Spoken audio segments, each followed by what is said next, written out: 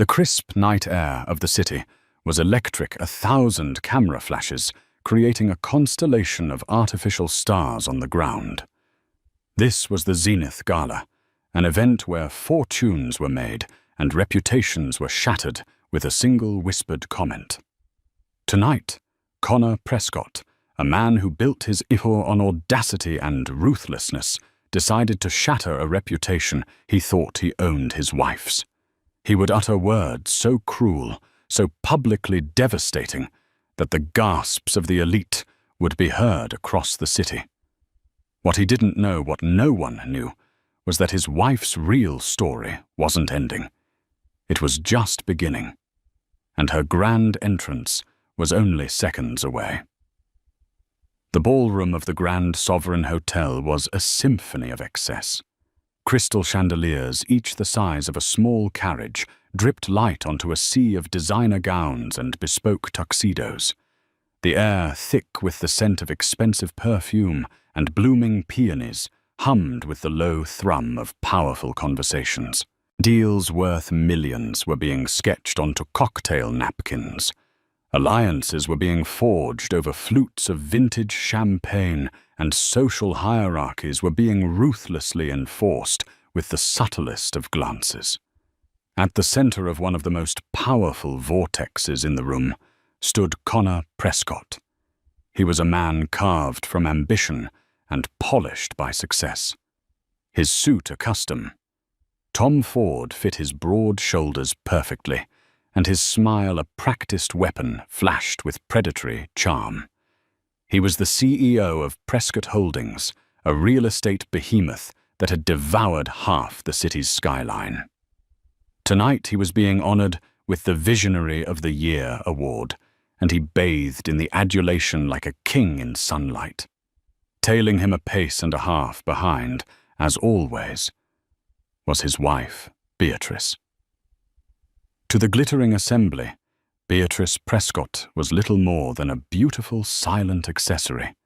She was dressed in a tasteful but unremarkable navy blue gown by a designer no one was clamoring to identify. Her auburn hair was styled in a simple chignon, and her jewelry, though clearly expensive, was demure.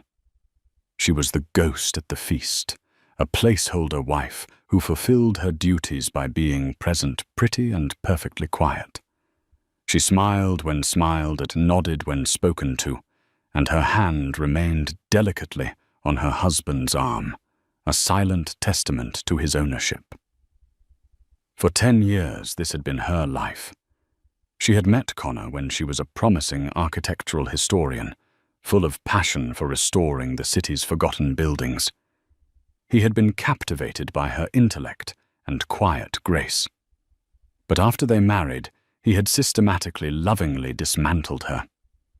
Her career was deemed a cute hobby.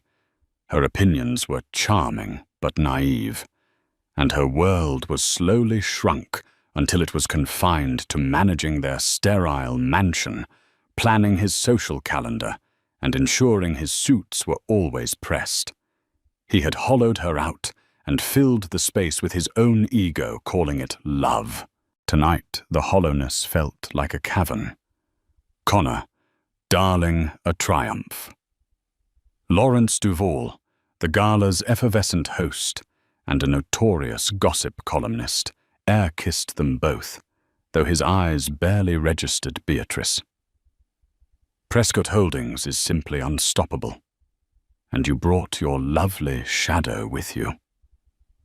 Connor's smile widened, but it didn't reach his cold grey eyes. She's a testament to tradition, Lawrence. A supportive wife is the bedrock of any great man's success. Wouldn't you agree? He gave Beatrice's arm a proprietary squeeze, a gesture that looked affectionate to the world, but felt like a vice to her. She offered a tight, practiced smile. Congratulations on the award. Connor, it's well deserved. Her voice was soft, barely a murmur above the din. He ignored her, turning back to Lawrence. The Zenith Tower project is breaking ground next month. We're changing the face of this city." As he spoke, a younger woman slinked towards their circle. Her name was Lena Petrova, a model with eyes like chips of ice and a body that was currently poured into a shimmering, backless silver dress. She was Connor's latest and least discreet indiscretion. For months, the tabloids had been rife with photos of them leaving exclusive restaurants, boarding his private jet, their hands intertwined. Connor had never bothered to deny it. He seemed to relish the scandal. Lena slid up to Connor, completely ignoring Beatrice, and placed a perfectly manicured hand on his chest. "Connie, darling, you've been avoiding me." She purred, her voice a throaty whisper that carried an implicit promise. The circle of conversation went quiet. Everyone watched a delicious, high-stakes drama playing out before their very eyes. This was better than the auction, better than the award ceremony. This was raw social carnage. Connor, far from being embarrassed, seemed to swell with pride. He was staging this. This was a performance. He unwound Beatrice's hand from his arm, dropping it as if it were soiled. He turned to face her fully, his expression a mask of feigned pity. "Beatrice," he said, his voice loud enough for everyone in their vicinity to hear. The ambient chatter of the ballroom seemed to dip as if the room itself was holding its breath. "I think it's time we stopped this charade. Don't you?" Beatrice's heart hammered against her ribs, a frantic bird trapped in a key of bone. She stared at him, her placid mask finally cracking. She had known this was coming, of course. She had felt the tectonic plates of their marriage grinding towards this earthquake for months. But knowing and experiencing were two vastly different things.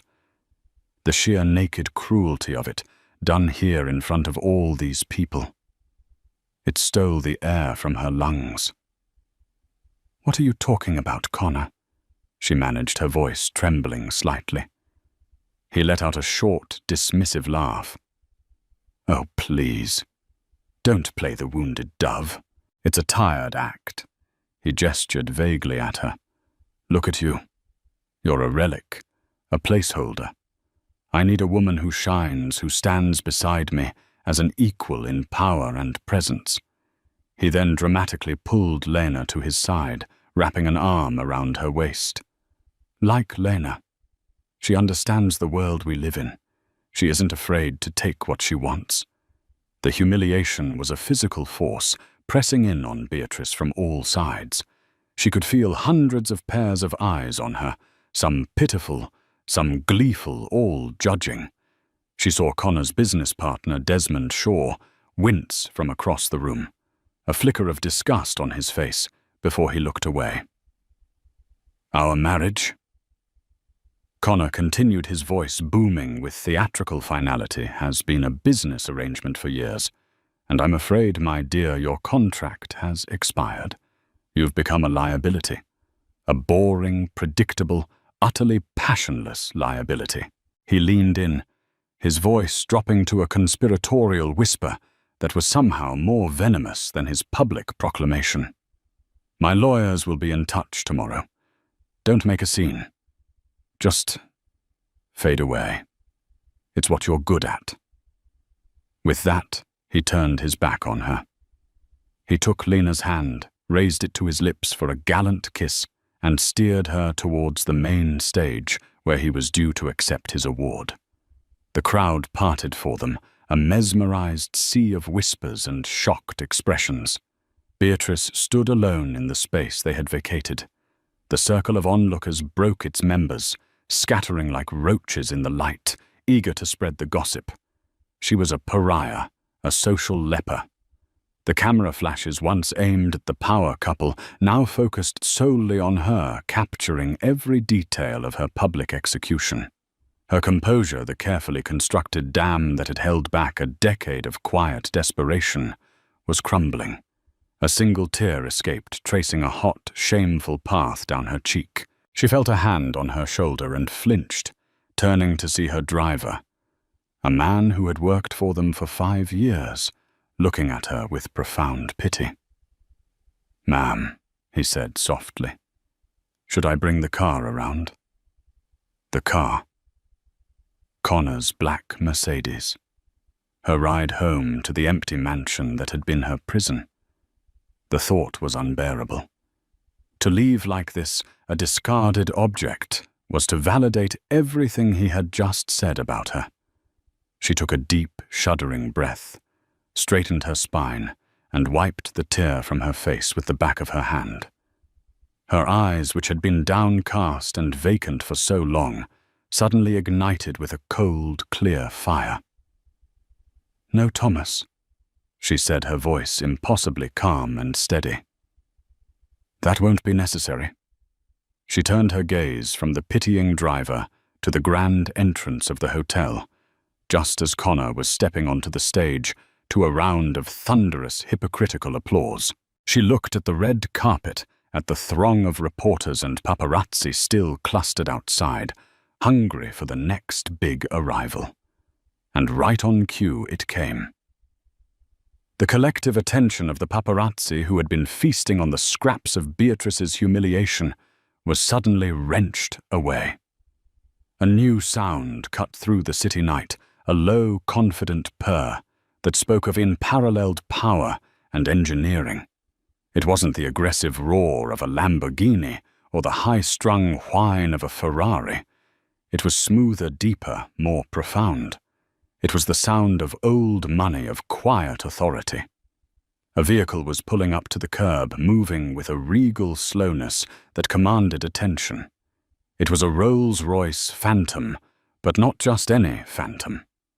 This was a bespoke model, painted in a shade of midnight blue, so deep it seemed to drink the light around it. The finish was flawless, the chrome accents gleaming like liquid silver under the streetlights. Its iconic Spirit of Ecstasy hood ornament seemed to carve a path through the very air. This wasn't a car, it was a statement. It made every other luxury vehicle on the street look like a cheap toy. A hush fell over the reporters. Whispers broke out. Who was this? No one on the guest list was slated to arrive in such a vehicle. The tech billionaires, the oil tycoons, the Hollywood legends, they had all been accounted for. This was someone new. Someone more important. Inside the ballroom, the sound of Connor's acceptance speech began to falter. The guests nearest the entrance were turning their heads, their curiosity piqued by the commotion outside. Even from the stage, holding his heavy crystal award, Connor could sense the shift in the room's energy. His audience was being stolen from him. Annoyance flickered across his face. Beatrice remained perfectly still, a statue in the eye of the storm. Her gaze was locked on the vehicle outside. Her expression was unreadable, a calm, placid lake after a violent tempest. The Rolls-Royce came to a silent, perfect stop. The chauffeur, dressed in a crisp, dark grey uniform, exited the driver's side and moved with brisk efficiency to the rear passenger door. But he didn't open it. He stood at attention, waiting. Instead, the other rear door opened. Out stepped a man who was the human equivalent of the car he arrived in. He was in his early 60s, with a mane of distinguished silver hair and a face that spoke of sharp intelligence and zero tolerance for foolishness. He wore a Savile Row suit that was understated, yet screamed its expense. This was Mr. Gideon Cole, a man whose name was a legend in the highest echelons of corporate law and private equity, though he was so discreet and powerful that his face was known to only a select few. He shut the door behind him with a solid, definitive thump. He scanned the crowd of reporters with a look of withering disdain, and they instinctively took a step back. Their cameras momentarily lowered.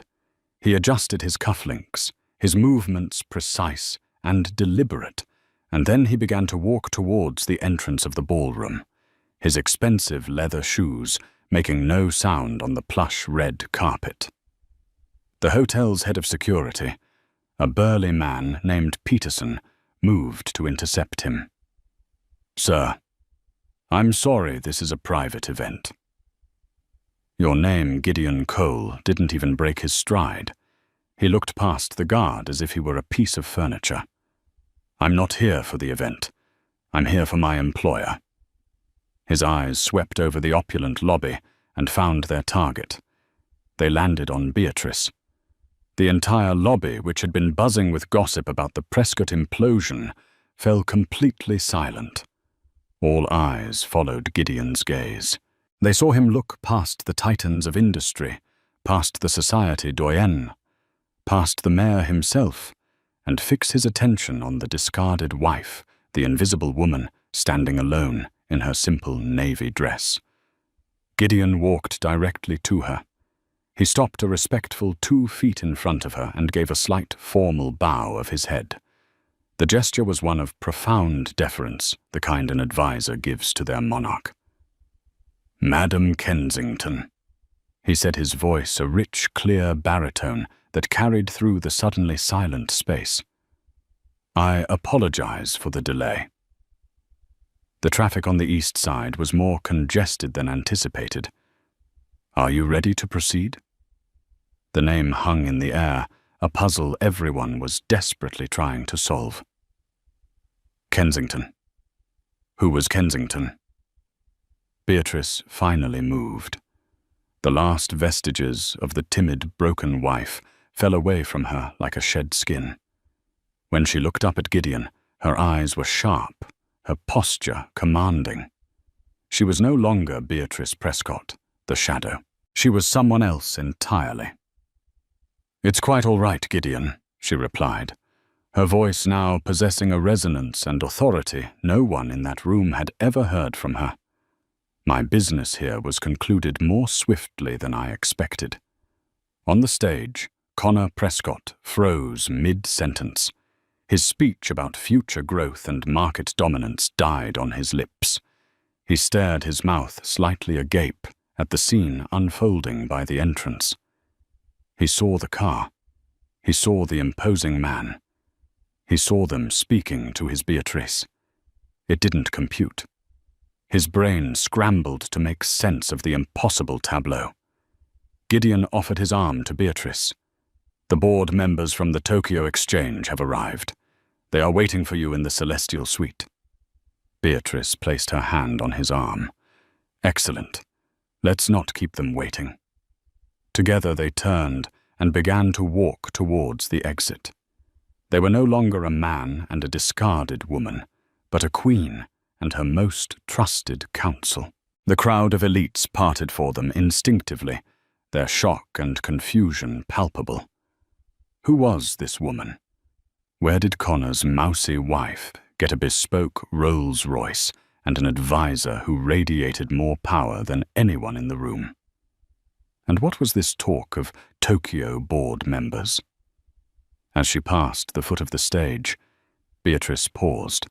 She turned her head and looked up at her husband for the first time since he had cast her aside.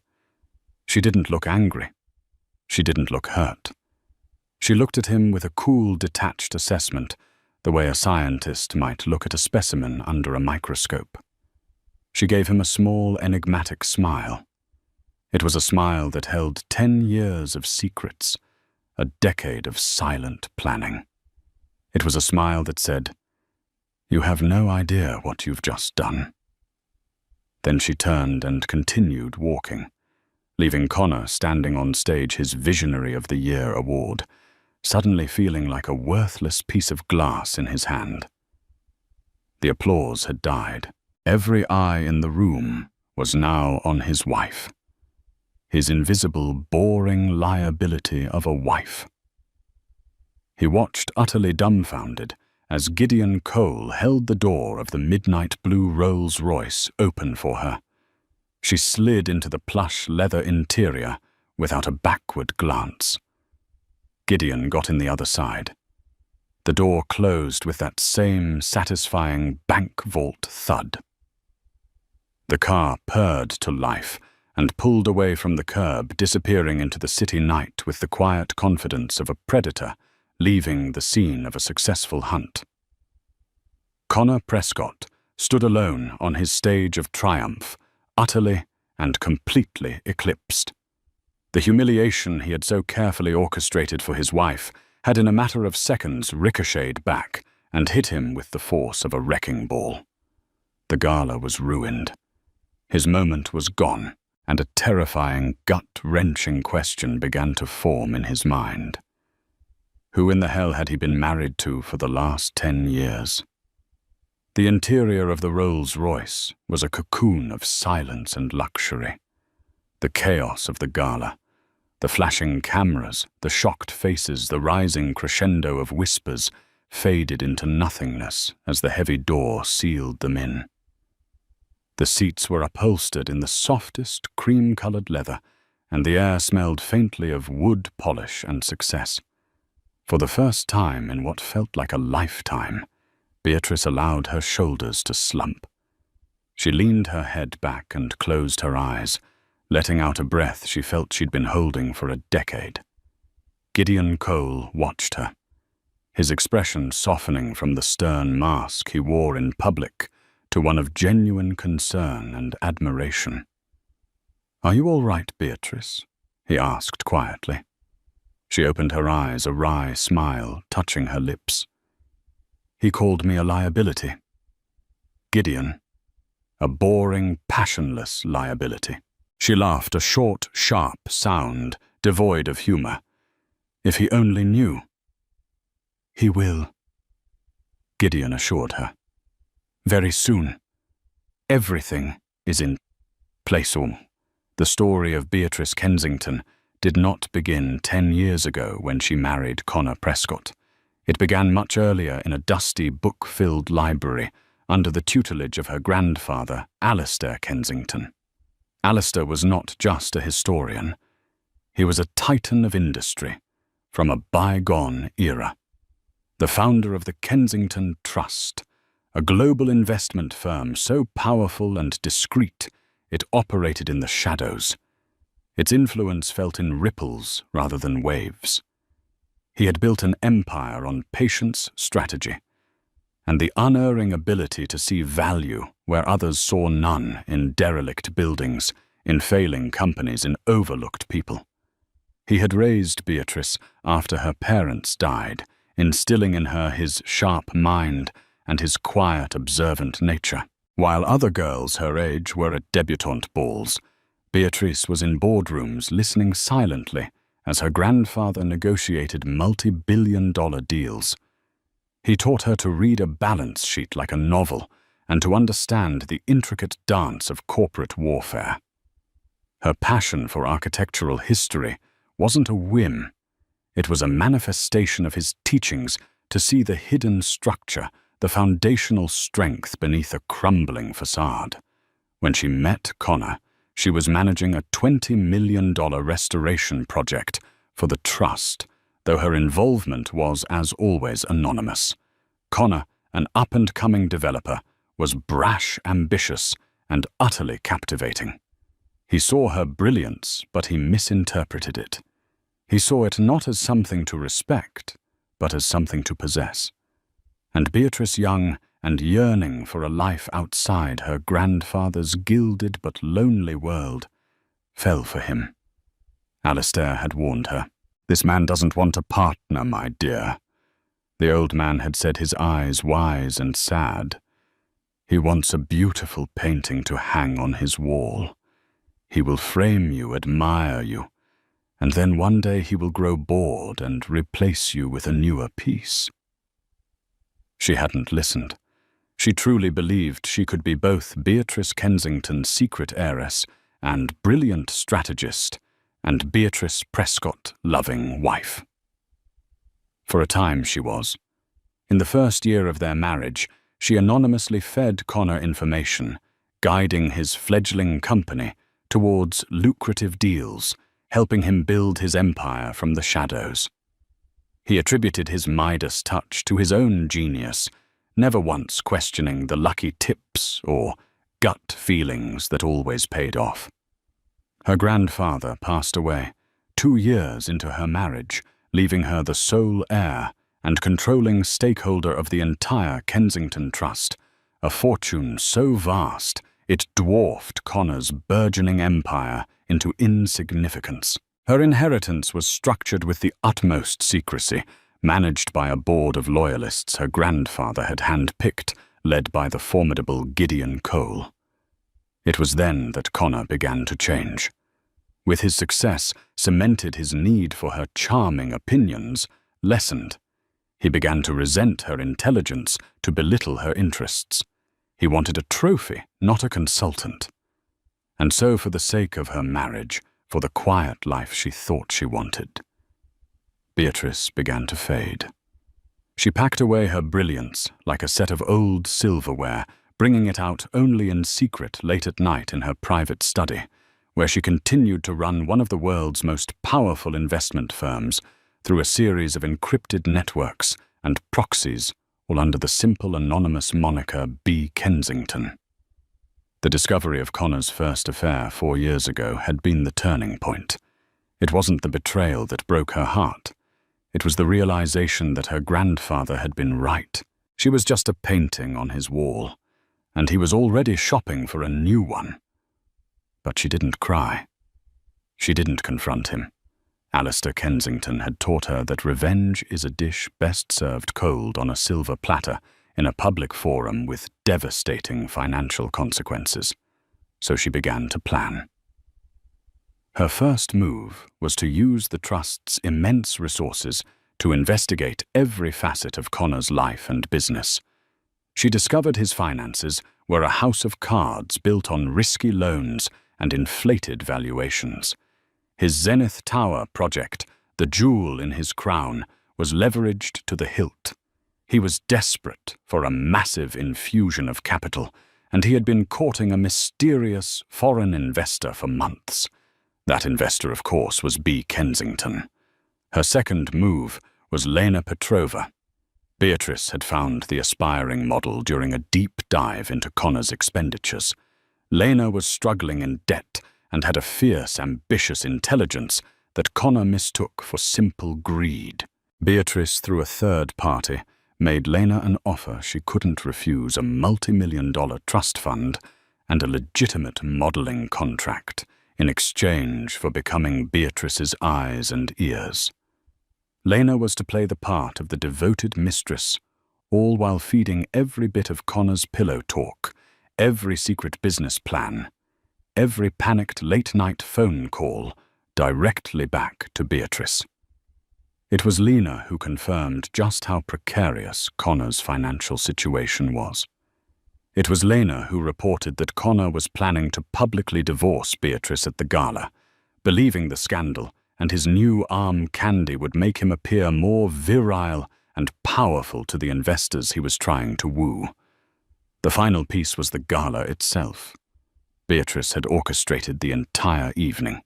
Using her influence as B. Kensington, she had leaned on the event committee to ensure Connor won the Visionary of the Year award, inflating his ego to its most spectacular and vulnerable point. She knew he would be unable to resist such a perfect stage for his grand betrayal. Lena performed her role admirably. Gideon commented, pulling Beatrice from her reverie as he checked a message on his phone.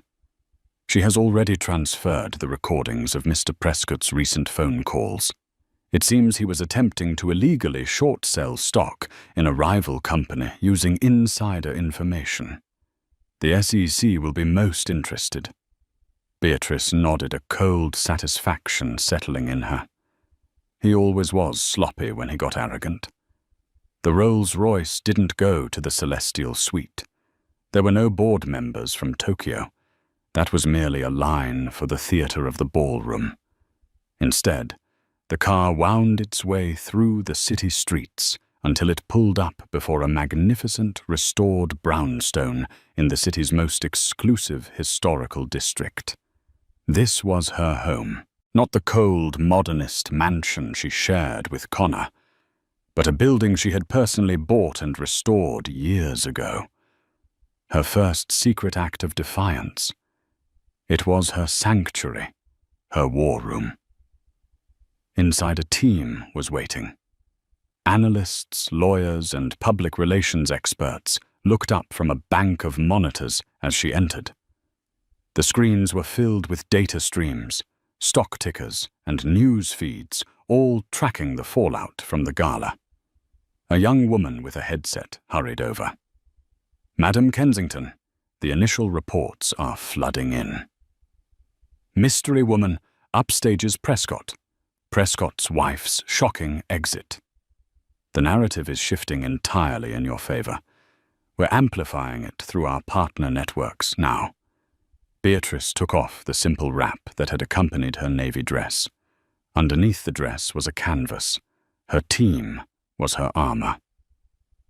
"What's the status of Prescott Holdings' stock in after-hours trading?" A man at a large monitor answered. "It's already down 9%, based on the rumors alone. When the markets open in Tokyo, in 2 hours, your short positions will activate. By the time New York wakes up, his net worth will have been cut in half." Beatrice walked to the large window overlooking the quiet, tree-lined street. The city lights glowed in the distance.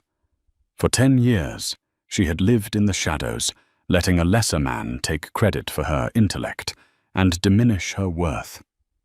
She had played the part of the ghost, the placeholder, the liability. "No more. Gideon," she said, her voice ringing with newfound clarity. "Prepare the offer. I want to buy the controlling interest in Prescott Holdings." Gideon smiled. "I already have it drafted. I assume you wish to purchase it for a significant discount." Beatrice watched a lone taxi drive down the street below. "No," she replied. "I want to buy it for pennies on the dollar. I'm not just taking back my life, Gideon. I'm taking back my city, and I'll do it using the ruins of the empire he thought he built." The architect was finally ready to unveil her own design. The sun rose over the city, its golden light glinting off the glass and steel of the skyscrapers, towers that, until last night, Connor Prescott had considered his kingdom. This morning, however, the light felt accusatory. It streamed into his penthouse office on the 80th floor of the original Prescott Tower, illuminating the chaos of his mind. He hadn't slept. After stumbling off the stage in a daze, he had been hounded by reporters, their questions a barrage of machine gun fire. Who was that man? Mr. Prescott. "What is Kensington? Is your wife leaving you for someone richer?" He had pushed through them, his face a thunderous mask, and fled. His calls to Beatrice's phone went straight to a disconnected message. The GPS tracker on her car showed it hadn't moved from the hotel garage. She had vanished. He paced his office, a caged animal. The Crystal Award from the Gala sat on the edge of his massive mahogany desk, mocking him. His triumph had turned to ash in his mouth. He replayed the scene over and over, the Rolls-Royce, the deferential silver-haired man, and Beatrice's final chilling smile. It was impossible. Beatrice was Beatrice. She organized dinner parties. She picked out his ties. She didn't have powerful friends or secret resources. Her family was long gone. Her inheritance had been a modest sum they'd used for a down payment on their first home. Or so he thought. His intercom buzzed, startling him. "Mr. Prescott." His assistant's nervous voice crackled through. "Mr. Shaw is here to see you. He says it's urgent." "Send him in." Connor barked. Desmond Shaw entered, his face grim. Desmond was his partner, the steady, cautious numbers man to Connor's daring visionary. He was also the closest thing Connor had to a friend, though their relationship was built more on mutual profit than genuine affection. "What a mess," Connor Desmond said, foregoing any pleasantries as he loosened his tie. "The board is in a panic. Our primary lenders have already called an emergency meeting for this afternoon. The gossip from the Gala is everywhere, and the uncertainty is spooking the market. Our pre-market stock is in free fall." Connor waved a dismissive hand. "It's a domestic squabble, Des. It'll blow over. I'll release a statement. We'll say she had a breakdown, that she's emotionally unstable. We'll control the narrative." Desmond stared at him aghast. "A breakdown?" "Connor, did you see that car? Did you see the man she was with?" That was Gideon Cole. The name meant nothing to Connor. "Who?" "Gideon Cole." Desmond repeated, his voice strained with disbelief at Connor's ignorance. "He's the lead counsel and primary operator for the Kensington Trust. He's a ghost, a legend. He manages one of the most powerful and secretive private equity firms on the planet. They operate with complete anonymity. If he shows up personally, it's because something monumental is happening." A cold dread began to seep into Connor's bones, far colder than the hangover from the champagne he'd drunk in celebration. Kensington Trust. What does that have to do with Beatrice, I don't know. But that's the name he called her. Wasn't it Madam Kensington? Before Connor could process this, his assistant buzzed again, her voice now trembling with panic. "Sir, you have a visitor. A Mr. Cole. He says he has an appointment." Connor and Desmond exchanged a look of stunned horror. "I don't have an appointment with any—" Connor began, but it was too late. The double doors to his office swung open. Gideon Cole strode in, flanked by two sharp-suited junior associates carrying briefcases. He moved with an unhurried, predatory grace, his eyes taking in the opulent office with a flicker of amusement, as if it were a child's playroom. Prescott Gideon said, his voice as smooth and hard as marble. "Thank you for seeing us. I am Gideon Cole. I represent the interests of B. Kensington." The name hit Connor like a physical blow. B. Kensington. The mysterious, absurdly wealthy foreign investor he had been desperately courting for the past 6 months. The investor who was the last and only hope to save the over-leveraged Zenith Tower project, and by extension his entire company.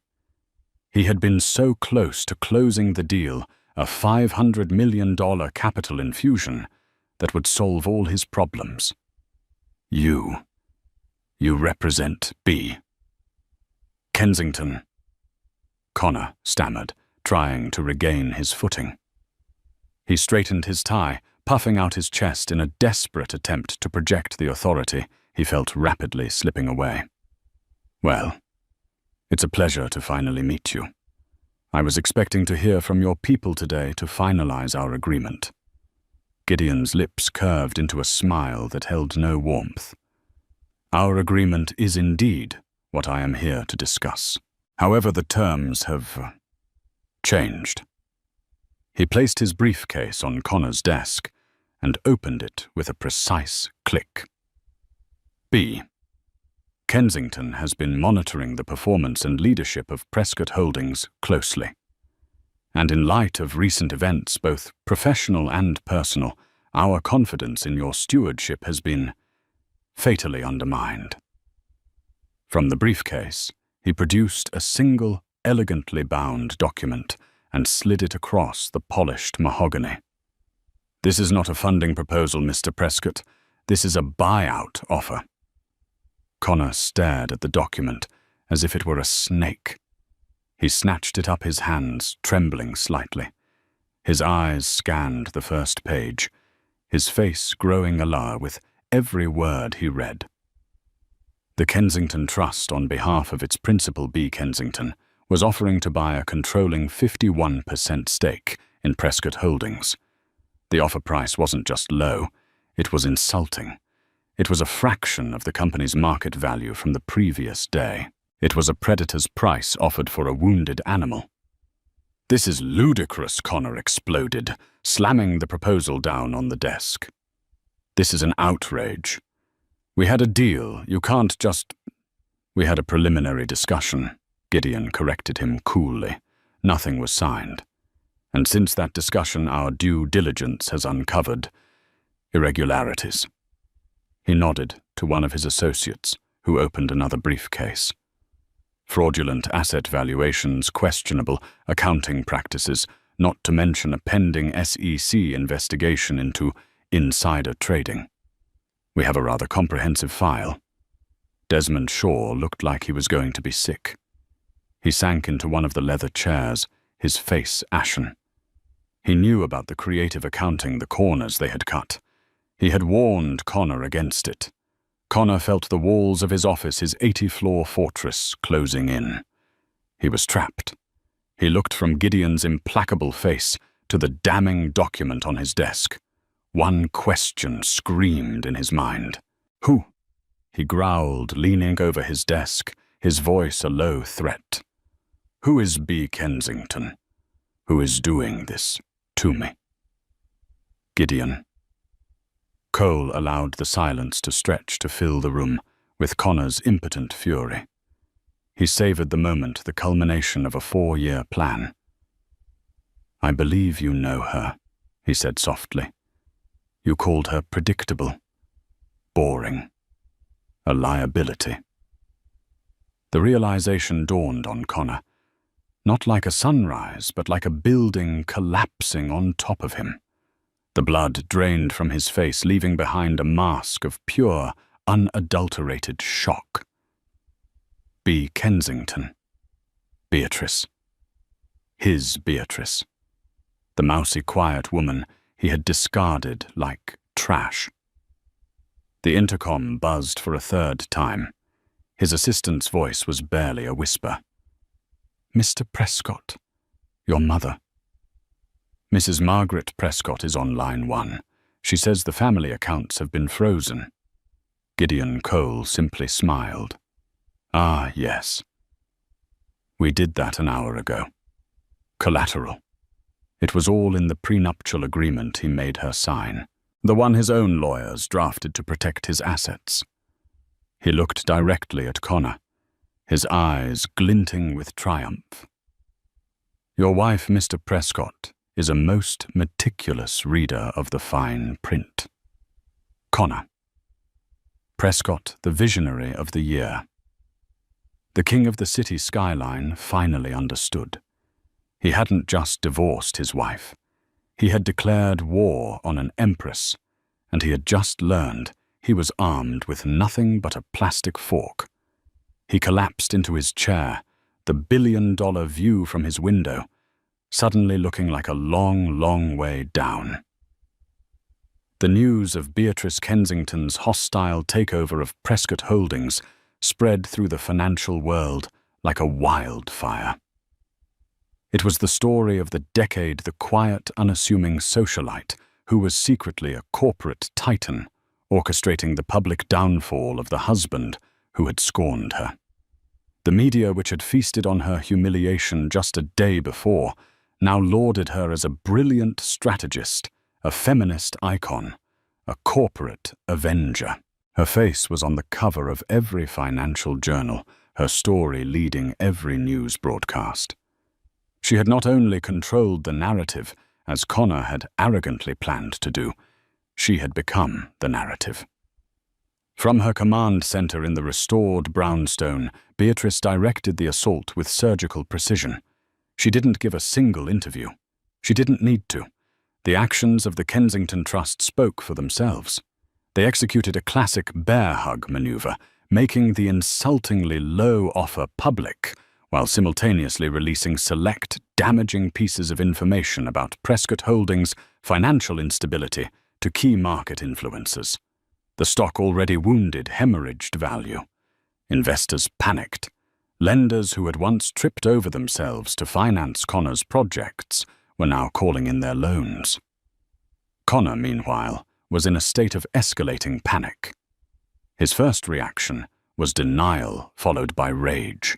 He stormed out of his office after Gideon Cole left, screaming at his assistant, vowing to fight this, to crush Beatrice. He called his lawyers, only to be told that the prenuptial agreement he'd forced on her was ironclad.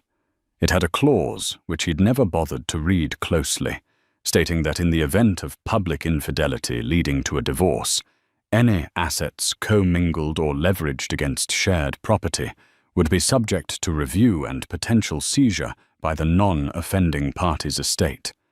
His lawyers had assumed her estate was negligible. They had no idea it was the Kensington Trust. Beatrice had used his own weapon against him. His next call was to his mother. Margaret Prescott was a formidable woman, a steel magnolia who believed the Prescott name was sacrosanct. She had always treated Beatrice with a thinly veiled condescension, viewing her as a pretty but common addition to their dynasty. "This is an outrage," Margaret shrieked over the phone. "That little gutter snipe is freezing my accounts. The ones your father left me. You march over to wherever she is hiding and you put an end to this nonsense right now, Connor. Remind her of her place, fueled by his mother's fury." Connor drove to the mansion he had shared with Beatrice, thinking he could confront her there. He found the locks changed. A private security team, polite but immovable, stood at the gates. They informed him that this property was now under the sole ownership of Madame Kensington, as per the terms of the prenup, since the mortgage had been secured using a joint account. He was denied entry to his own home. Desperation began to set in. He tried to rally his allies on the board, but found his support evaporating. Desmond Shaw, his own partner, was now distant and non-committal. Desmond had spent the previous evening doing his own research into the Kensington Trust, and the scale of its power had left him breathless and terrified. He had always harbored a quiet respect for Beatrice, sensing a sharp intellect beneath her placid exterior. He'd seen how Connor treated her, and while he'd never interfered, it had left a sour taste. This was not a fight they could win. It was a reckoning they deserved. Finally, Connor did the one thing he swore he would never do. He humbled himself. He got Beatrice's new number from a mutual acquaintance and called her. She answered on the second ring, her voice calm and cool. "Connor." Not a question, but a statement. "Beatrice. Bea. Please." He began the unfamiliar act of pleading, feeling like acid in his throat. "We need to talk. This has gone too far. This is our life, our history you're destroying." "I'm not destroying anything, Connor," she replied, her voice even. "I'm renovating. You built a house on a rotten foundation. I'm simply clearing the plot for new construction. This is about the Gala, isn't it? About Lena." He pressed desperately, searching for an angle. "I'm sorry. Okay, I was an arrogant fool. I was trying to impress the investors. Our investors, it turns out. We can fix this. We can go to counseling. We can put the company back together." A soft, mirthless laugh came through the phone. "Counseling. You think this can be fixed with counseling? This was never about Lena Connor. She was a business transaction. This is about 10 years of being suffocated. 10 years of you dismissing me, belittling me, and systematically erasing every part of me that wasn't a reflection of you. You didn't just cheat on me, Connor. You tried to annihilate me. You just weren't very good at it." His desperation curdled back into anger. "You think you can run my company? You who spent the last decade planning luncheons. You'll run it into the ground." "That's where you're wrong," she said, and he could almost hear the smile in her voice. You see, while I was planning those luncheons, I was also managing a global portfolio worth 50 times what your little real estate empire could ever hope to be. While I was picking out your ties, I was orchestrating hostile takeovers in the Asian market. While I was smiling silently by your side, I was learning every single one of your weaknesses. You didn't have a wife, Connor. You had a master strategist living in your house, and you were too arrogant to ever see it. The call ended. Connor was left in a stunned silence, the full scope of his miscalculation crashing down on him. Meanwhile, Desmond Shaw made a decision. He couldn't save Connor, but he might be able to save the company and its thousands of employees. He contacted Gideon Cole's office and requested a meeting with Beatrice. He was brought to the brownstone, and as he was led into the bustling command center, he was struck by the quiet, focused efficiency of the operation.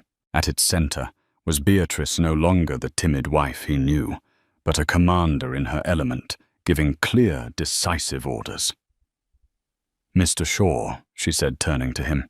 Her eyes were not vengeful, but clear and appraising. Thank you for coming. Beatrice. Madam Kensington, he stammered. I came to tell you that I was never a party to Connor's personal actions, and I was against many of his riskier financial strategies. I have the documents to prove it. The company itself, the core assets, they're strong. It was his leadership that was the problem. Beatrice nodded slowly. I know, Desmond. I've reviewed your records. You consistently advised caution. He consistently ignored you. She gestured to a chair. The Kensington Trust isn't a demolition crew. We are builders. I have no intention of destroying Prescott Holdings. I intend to absorb it, restructure it, and make it profitable and stable. But to do that, it needs leadership that understands its true value. Leadership it can trust.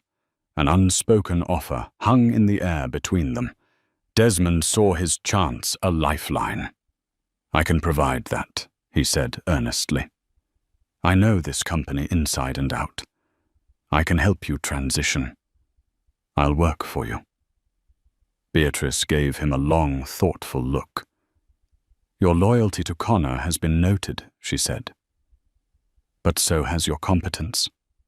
We may have a place for you in the new Kensington Prescott entity. But first there is one more thing I need. She slid a file across the table. These are the preliminary plans and unrecorded liabilities for the Zenith Tower project. I know Connor kept a second set of books, a secret ledger detailing the bribes, the corner cutting on materials, the real numbers. I need it. It's the last piece of leverage I require to ensure his complete and unconditional surrender. Desmond swallowed hard. He knew exactly where that ledger was. Giving it to her would be the final, ultimate betrayal of his partner, but it would also be the salvation of the company he had helped build. His loyalty was to the 5,000 employees, not to the arrogant man who had led them all to the brink of ruin. He met her gaze, a silent contract passing between them. I know where it is, he said. With Desmond Shaw's allegiance secured and the secret ledger in her possession, Beatrice had all the ammunition she needed. The ledger was a Pandora's box of corporate malfeasance, detailing everything from bribes to the deliberate, dangerous use of substandard materials in the Zenith Tower. It was enough to send Connor to prison for decades, but Beatrice didn't want him in prison. She wanted something more thorough, a public spectacle, where he would be forced to dismantle his own legacy piece by painful piece. Gideon Cole drafted the final offer, a masterpiece of legal entrapment. On the surface, it looked like a lifeline. The Kensington Trust would purchase the Zenith Tower project, injecting Prescott Holdings with enough capital to stabilize it.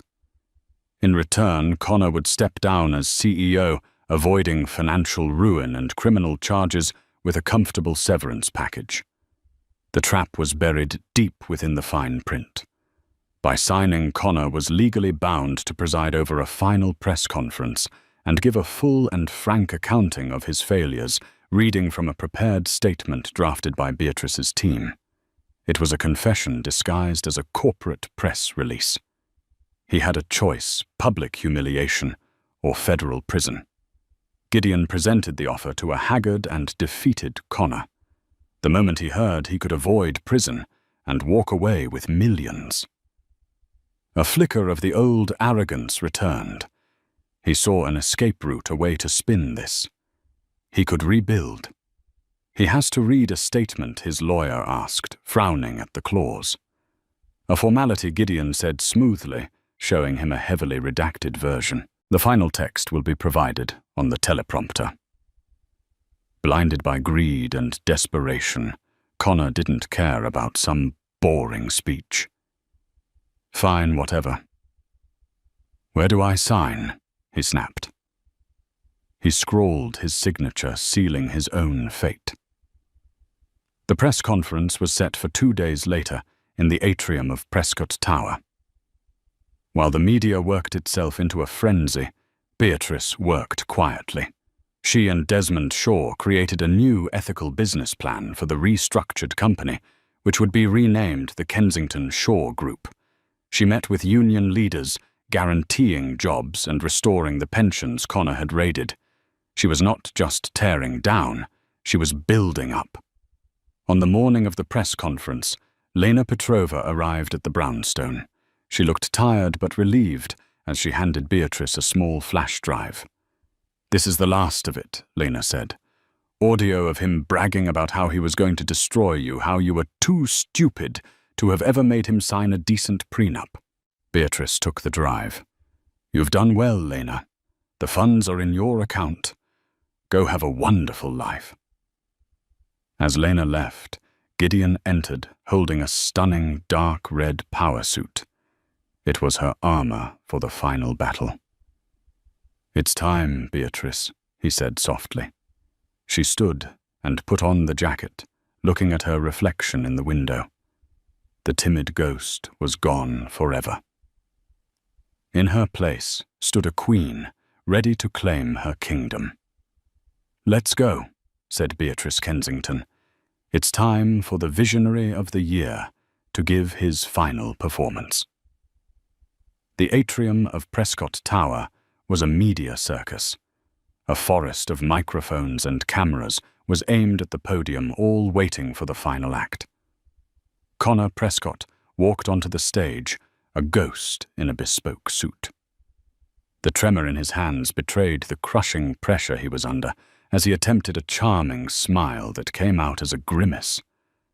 He stood at the podium, his eyes finding the teleprompter. He began reading the standard corporate platitudes, his confidence momentarily returning. This was easy. He could spin this. Then the script changed. "This partnership has become necessary, due to a series of catastrophic leadership failures on my part." Connor stopped, his blood running cold. This wasn't the script. He looked for his lawyers, but saw them locked in a hushed conversation with Gideon Cole, who simply smiled. He was trapped. He had signed a legally binding contract. If he stopped, the deal was off, and the full weight of the ledger would come crashing down. Sweat beaded on his forehead. With a voice now strained and shaky, he continued confessing to everything. These failures include the deliberate misrepresentation of company assets and the cultivation of a corporate culture that prioritized reckless expansion over fiscal responsibility. A wave of murmurs swept through the crowd. My ambition led me to approve cost-cutting measures that could have endangered public safety. I was derelict in my duty. He was reading his own corporate obituary. Just as he thought the humiliation couldn't deepen, a set of doors opened. Beatrice Kensington entered a vision of power in a crimson suit, flanked by Desmond Shaw. The cameras swiveled from the broken man on stage to the formidable woman who had replaced him. She walked directly to the stage and stood beside him, a silent, powerful presence. The teleprompter fed Connor his final devastating lines. And so, with immediate effect, I am stepping down as CEO. I leave the company in the capable hands of its new leadership. As he finished, the Prescott Holdings logo on the screen behind him dissolved, replaced by a new elegant design, Kensington Shore Group. Beatrice stepped forward to the microphones, her voice strong and clear. "Thank you, Connor, for your candor," she began, the irony sharp as glass. "The Kensington Shore Group is committed to a new era of integrity. Our first act will be to halt the Zenith Tower project and conduct a full independent structural audit. We will not build a monument to ego on a foundation of lies." She looked directly at the press. "There has been much speculation about my personal life. Let me be clear. My story is not one of a woman scorned. It is the story of a woman who has taken back what is hers. For too long, my contributions were made in the shadows. Today, I am simply stepping into the light." Suddenly, an audio file played over the atrium's PA system. Connor's voice, grainy and unmistakable, from Lena's recording. "Going to destroy her." His voice echoed. "Leave her with nothing. She was too stupid to have ever made me sign a decent prenup." It was the final nail in his coffin. The last shred of public sympathy vanished. Beatrice let the recording play for a few more seconds before signaling for it to be cut. She looked at the hollowed-out shell of the man beside her, feeling not hatred, but a quiet, final sense of closure. She leaned towards the microphone for her last words. "Some men believe a woman's place is in their shadow. They are mistaken. Her place is on the throne." She turned and walked off the stage with Desmond, leaving Connor alone in the blinding glare of the camera flashes. His empire was gone, his name disgraced. He had tried to publicly humiliate his wife and had instead orchestrated his own spectacular self-destruction. As Beatrice walked into her new future, she didn't look back once. And so the reign of Connor Prescott ended not with a bang, but with a forced, humiliating confession. He learned the hard way that the person you underestimate the most can often be the one holding all the cards. Beatrice's story is a powerful reminder that true strength isn't always loud and aggressive. Sometimes it's the quiet, meticulous patience of a brilliant mind waiting for the perfect moment to strike. She didn't just get revenge. She built a better future from the ashes of a toxic past, proving that the best way to overcome a bully is to buy his company and rewrite his legacy. What did you think of Beatrice's incredible takedown? Was it a masterclass in strategy or a cold, calculated revenge? Let us know your thoughts in the comments below. If you enjoyed this story of triumph and spectacular karma, please hit that like button. Share it with someone who loves a good story. And don't forget to subscribe to the channel for more tales of justice and dramatic twists. Thank you for listening.